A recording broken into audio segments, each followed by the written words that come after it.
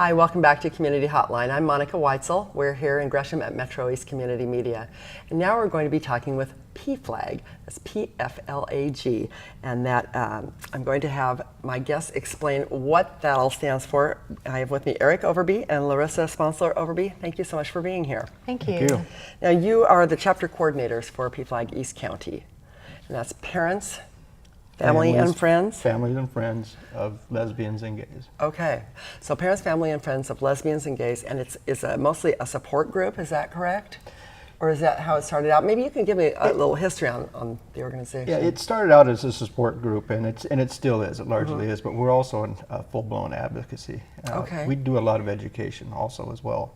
And it started in 1972 with Jen Monford, and what happened was she attended the New York's Gay Pride Parade along with her son, and she carried a sign saying "Parents Unite for our sons and daughters," and everybody was just moved by that whole thing, and you know, there's a lot of people that ran out to her with tears in their eyes. It's a gutsy statement to make it back then, especially. Back in 1972, yes, it was, and so they decided that they were going to start a support group. And in 1973, along with their husband Jules, they started the support group back there in New York, and they had 20 people in attendance back then. And during that time, maybe a little bit later on in 1973, the same movement was starting out here in Portland, and it started with a woman addressing the Oregon legislature to earn support for lesbians and gay sons and daughters. And that lady was named Rita Knott, or Rita Knapp, pardon me. Okay.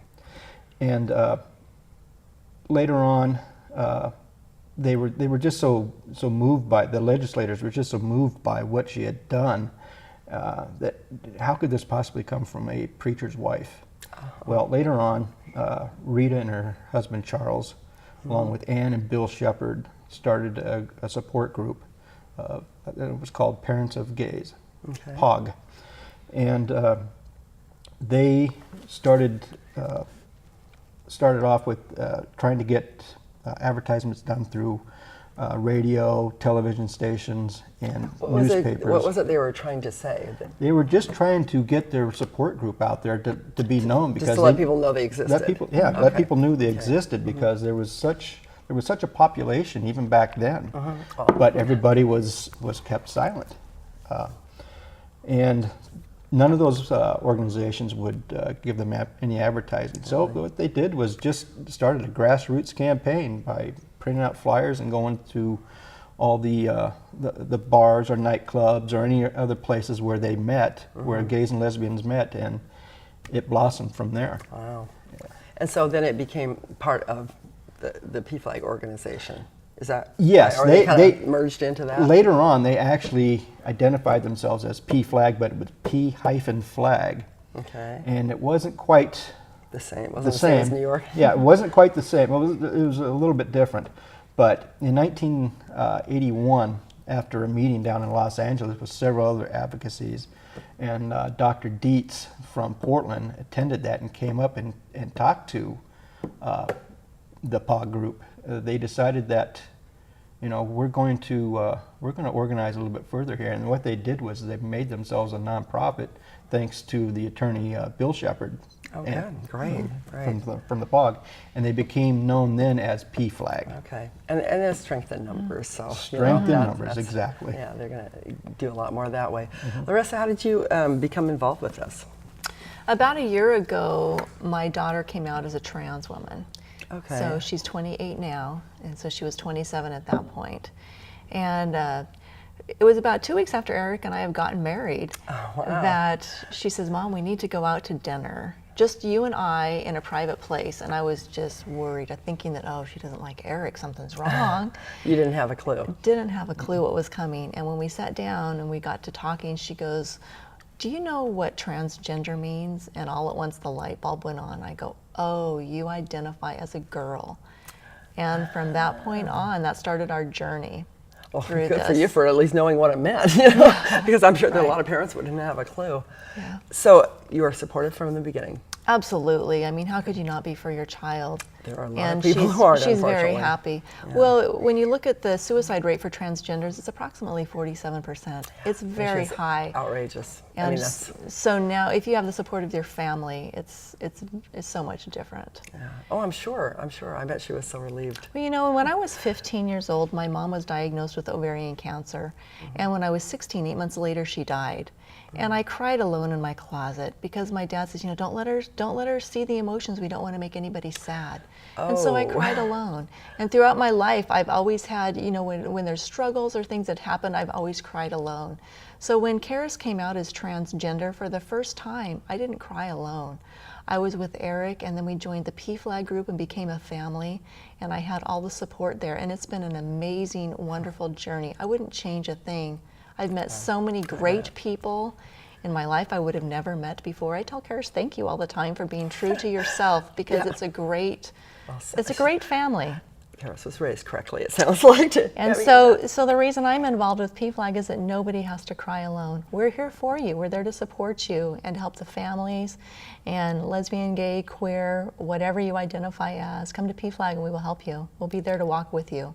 I think that's great. Do you have people that come maybe the first time to the meetings and they come reluctantly? Like they don't, you know, like maybe somebody said, I think you should go to this because your child or son is gay or trans or whatever, and they don't really want to be there?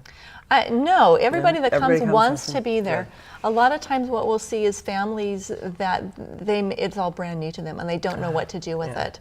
And so we're there to walk them through, to give resources, to help them out with whatever they need. And a lot of it's, you know, education, obviously. I mean, I may be like a whole lot of people out there who've been around for a while that where I first heard about it was in the Ann Landers or Dear Abby column, because Yeah. she used to always refer families to that organization, you know, and that's how I knew about it. Yeah. Because I thought, hey, that's great. There should, you know, that's a wonderful service to be able to be supportive. But you're doing advocacy work as well. Yes. So Absolutely. what kinds of things have you worked on or is going to be coming up? Is there anything coming up that, I mean, does that involve like marriage and that kind of thing, or other issues? We did an awful lot of work with marriage equality, and you know, now that that's finally something that's happening here in the state of Oregon, a lot of advocacies are wondering, what do we do next? Yeah. And what we'd like to start working on is transgender dysphoria and transphobia. Working on education with that. Transphobia. Trans- Fear of that? I mean, Fear of transgender people. I think there's more misunderstanding about that than anything, but it does get confusing, I know, for people, especially in the workplace. You know, when like the bathrooms or just little things like that people get really uncomfortable about because they don't really know how to handle it. Well, it's not that confusing. I mean, you just, when you go to the bathroom, you just need to go use the restroom. Nobody's in there to I know, try nobody's in there to do looking at anything. you. I know, Yeah. I know. But Really, there is a you're right. lot of You're right. confusion about that. That's probably one of the most And sensible things I've heard somebody Yeah. say about it, but really that's true. Yeah.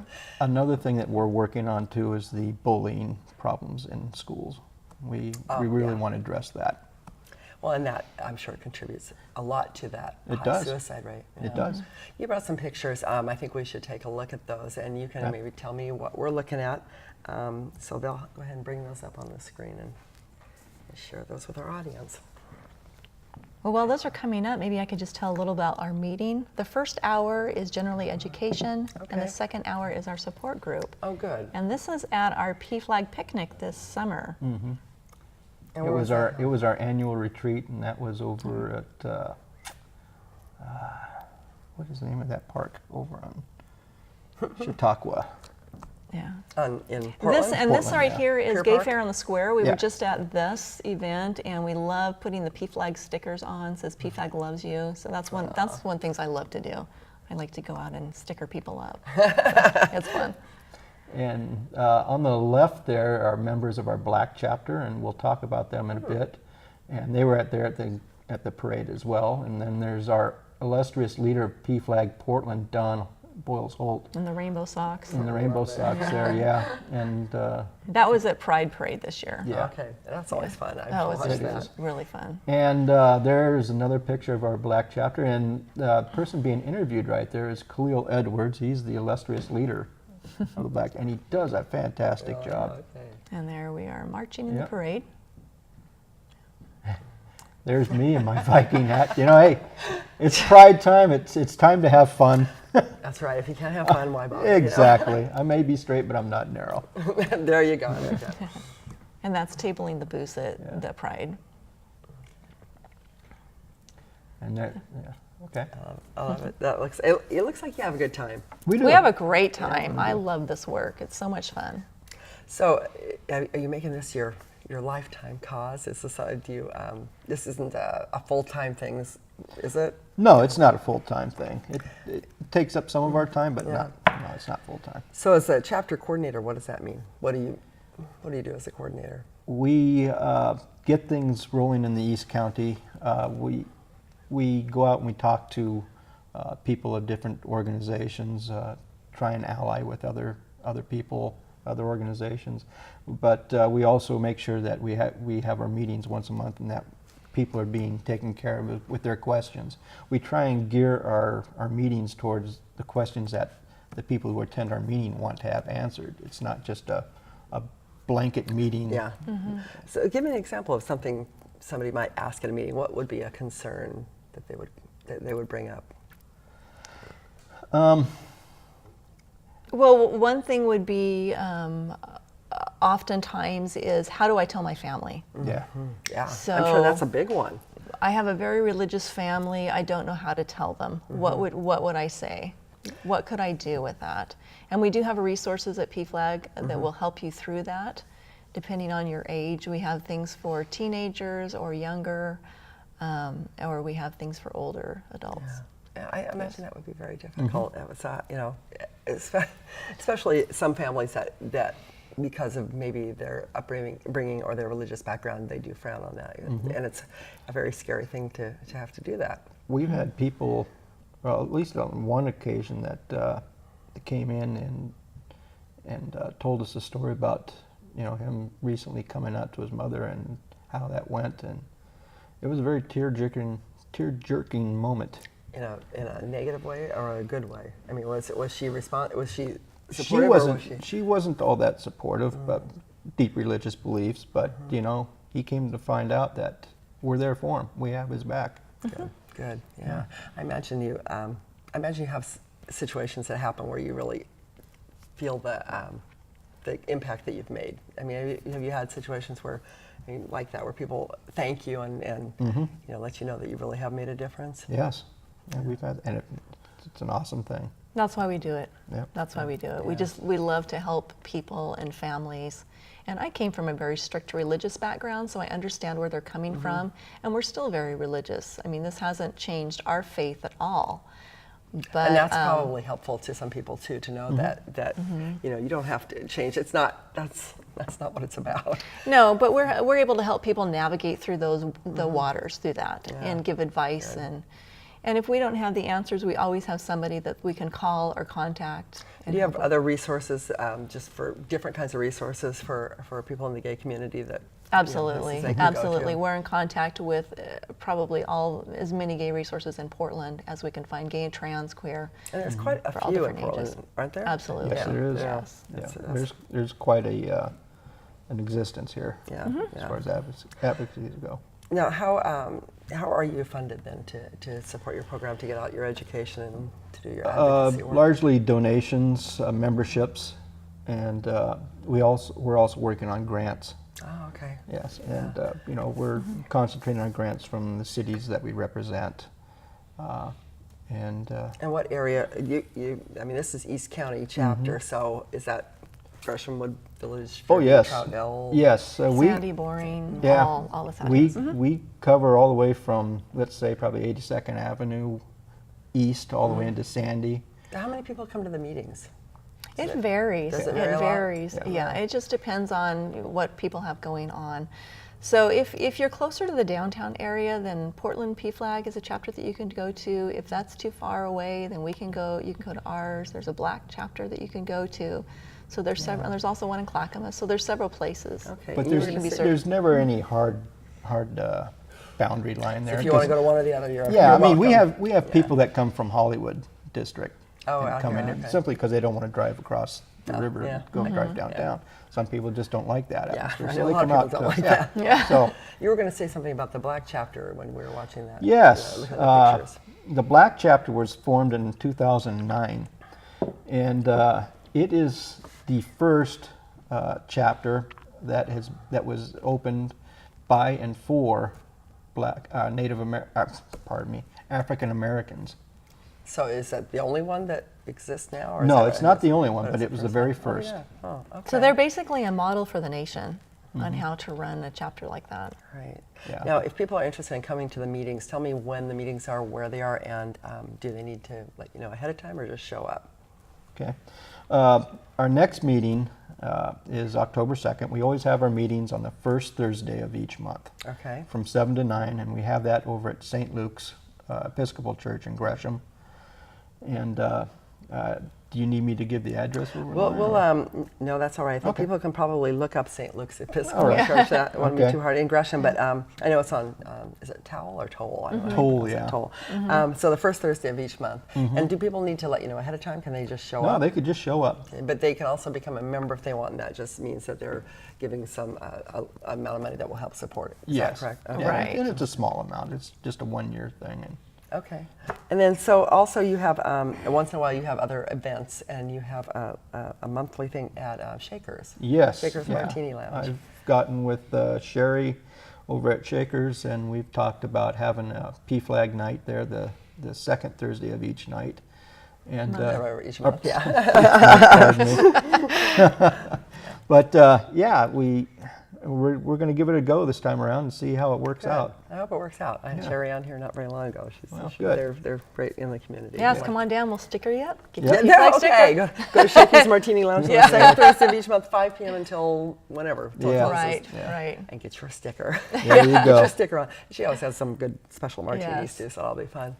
Anything else that we need to know or that you'd like to tell the community about PFLAG before One thing let I you wanted go? to clarify is that anybody can come to the meetings. You do not have to pay anything to come. That's not a requirement whatsoever. We want everybody to come so we can be there and support you.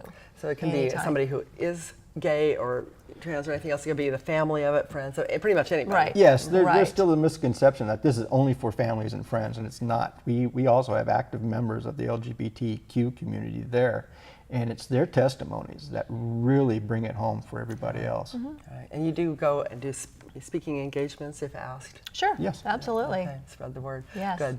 Good. Well, I don't know how people can survive sometimes without support of their community and people like you. So good job.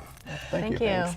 So we'll have the information about the meetings and the special PFLAG night at Shakers on our screen. And if people are interested, they can go to your website and get more information. Yes. And we're also on Facebook. So Okay, so you on Facebook too. Yes. Check it out. Good. All right. Thanks so much for watching Community Hotline tonight. I hope you've learned something. And if you want more information, go to the website or refer some of your friends or family you think might be interested. Do go out and do good things in your community, and we'll see you here next week. I'm Monica Weitzel. This is Community Hotline.